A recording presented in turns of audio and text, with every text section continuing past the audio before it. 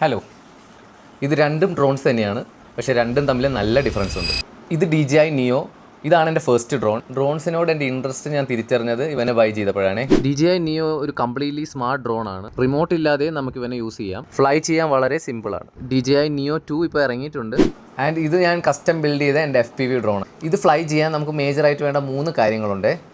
Number 1 goggles, number 2 ഒരു FPV controller, and number 3 skill. മുന്നത്തെ വീഡിയോസിൽ ഞാൻ പറഞ്ഞ പോലെ FPV എന്ന് പറഞ്ഞ സ്കില്ല് നമുക്ക് പ്രാക്ടീസ് കൊണ്ട് മാത്രമേ ലേൺ ചെയ്യാൻ പറ്റുള്ളൂ. അപ്പോൾ സിമ്പിളായിട്ട് പറയുവാണെങ്കിൽ DJIയുടെ ഡ്രോൺസ് എന്ന് പറഞ്ഞാൽ ഒരു ഓട്ടോമാറ്റിക് സ്കൂട്ടറും ഒരു FPV ഡ്രോൺ എന്ന് പറയുമ്പോൾ ഒരു ട്രാക്ക് ബൈക്കായിട്ടും നമുക്ക് വിചാരിക്കാം.